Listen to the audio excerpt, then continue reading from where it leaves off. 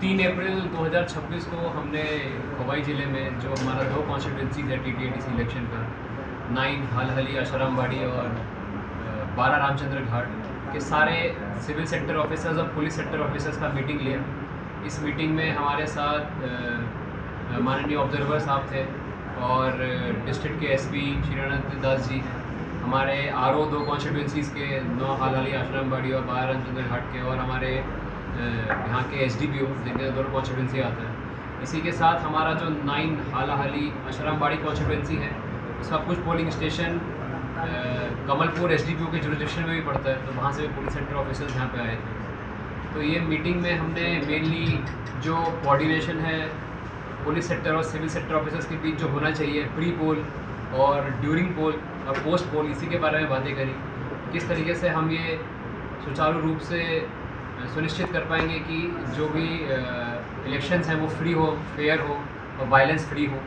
किस तरीके से सिविल सेक्टर ऑफिसर्स को अपने सारे पोलिंग स्टेशन के बारे में पता होना चाहिए, और उनको हमने इंस्ट्रक्शन दिया और मोस्टली सभी ने अभी तक सारे पोलिंग स्टेशन को एटलीस्ट 3 से 4 बार विज़िट भी करा है, और सारे पोलिंग स्टेशन में सिविल सेक्टर ऑफिसर्स और पुलिस सेक्टर ऑफिसर्स ने मिलकर भी विज़िट करा है। उनके सारे रास्ते उनको पता है, कौन सा रास्ता कहाँ जाता है। वहाँ के जो लोकल लोग हैं, लोकल लीडर्स से भी उन्होंने बातें करी और सबको कॉन्फिडेंस में लिया है कि फ्री और फेयर इलेक्शंस होंगे।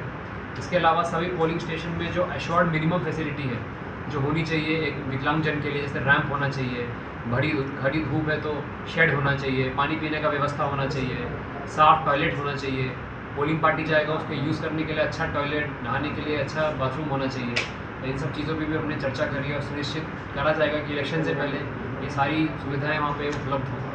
इसके अलावा हमने सिक्योरिटी का भी जायज़ा लिया, कौन से संभावित क्षेत्र हैं जहाँ पे ज़्यादा ध्यान देने की ज़रूरत है, और किस तरीके से हमारा कोऑर्डिनेशन करके ही हम पूरे इलेक्शन को अच्छे से कर सकते हैं। तो ये हमने सिविल सेक्टर और पुलिस सेक्टर ऑफिसर्स को ब्रीफ करा।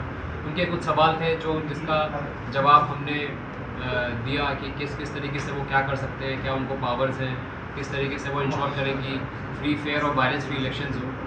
SP साहब ने ब्रीफ किया सारे पुलिस सेक्टर ऑफिसर्स को और सिविल सेक्टर को कि किस तरीके से लॉ एंड ऑर्डर मेंटेन किया जाए और क्या क्या स्टेप्स लेने हैं हमें कि बिल्कुल वायलेंस फ्री इलेक्शंस अभी हम करें। और ऑब्जर्वर साहब ने भी अपनी टिप्पणी देते हुए सभी को उनके जो ऑब्जर्वेशंस थे अभी तक उन्होंने भी सारे पोलिंग स्टेशन विजिट करे हैं डिस्ट्रिक्ट में, क्या उनको लगा, कहाँ पे कौन कौन से पोलिंग स्टेशन में क्या क्या चीज़ों को ज़रूरत है, कौन से एरिया में उनको क्या लगा, इन सभी चीज़ों पर हमने चर्चा की। Thank you.